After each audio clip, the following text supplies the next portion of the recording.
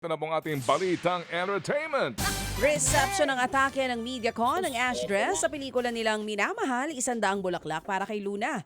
Mula venue, tema hanggang sa outfit, parang kasalang vibes sina Ashlyn Olviga at ni Andres Mulak. Sa September 24 na ipalalabas ang Minamahal. Mapapanood po yan sa America at Canada on September 26. Coming soon na rin yan sa Middle East. At para lalong kiligin ang Ash Dress fans, naglabas ang pasilip na eksena ang Viva.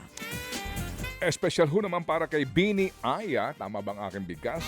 Tama. Ang inorganisa po ng kanyang fans na Fun Run with Pets. Ibinahagi po ni Aya ang ilang kuha mula sa event na ginanap sa Ayala Avenue in Makati. Ito raw ang unang fun run niya kasama ang alagang aso na si Honey. Nagpasalamat din po ang Bini members sa lahat po ng nakilahok sa event. Samantala, jam-packed ang concert ng Black Eyed Peas sa Mall of Asia Arena kagabi. Nandito pala sila. Oo nga eh. Nakikanta at nakisayaw ang fans sa hit songs na Let's Get It Started, Boom Boom Boom, Shiminit, Boom Boom Boom. Sila kumanta nun.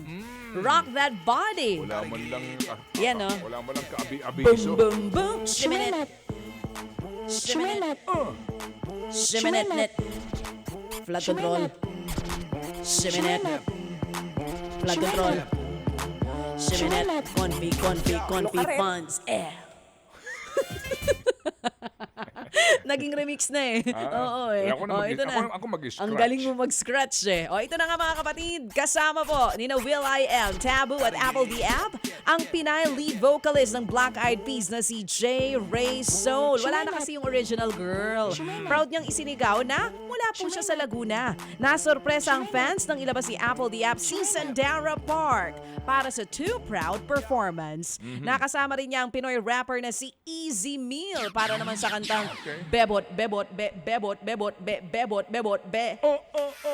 Yun. At ito nga ang unang beses sa bumalik ang Black Eyed Peas sa Pilipinas matapos po ang 6 na taon. Talaga si Apple, nandito pa, hindi mo lang nag-aabiso. Close kayo. Dahil tao. Sandali lang ha, idedemanda ho naman daw ang Marry My Husband star na si Song Ha-yoon dahil sa umano'y pagkakasangkot niya sa school bullying. Ayon sa mga report, gusto raw po ng biktima na makipag-ayos sa labas ng korte pero tumanggi raw ang kampo ng aktres. Kaya ipepresenta ng biktima ni Song ang mga ebidensya ng pambubuli. Nakakahalaga raw po ng 10 billion Korean won o katumbas po ng higit na 400 million pesos ang ihahaing lawsuit laban sa Korean star. Ang aligasyon, sinasaktan daw ni Song ang biktima noong sila magkaklase pa sa high school taong 2004 or higit 20 years ago. Wala pang pahayag ang kampo ni Song.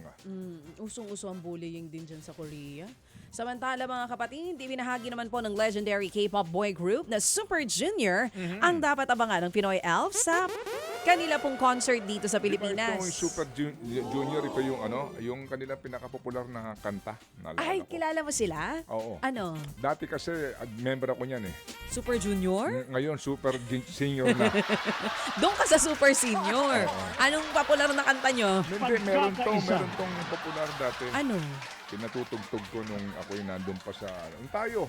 Ginagamit din natin. Anyway, sige, tuloy Sige. mo. Ito nga mga kapatid, bahagi po ito ng kanilang 20th anniversary tour. Ayon po sa grupo, sure silang hindi malilimutan ng fans ang mga hinanda nilang performances. Di ba kasabay niya yung Gangnam Style?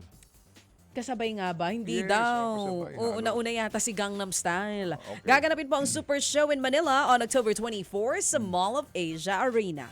Nagkakahalaga po ng 3,500 hanggang 14,500 ang tickets para dito. Sa August 31, magsisimula po ang general sale ng tickets. Mga kapatid, brothers and sisters, saan ka pa? Dito na tayo sa totoo. Dito na tayo sa True FM. Mga kapatid, mag-subscribe and follow po kayo sa social media accounts ng True Network PH. Yan po kami. Hanapin nyo lang True Network PH, Facebook, Instagram, YouTube, TikTok, and podcast. Mapa-Apple or Spotify man yan, mahahanap nyo kami. Lahat ng mga napapanood at napapakinggan nyo po sa programa, nasa social media accounts namin yan. So, paano mga kapatid? See you sa social media! Dito tayo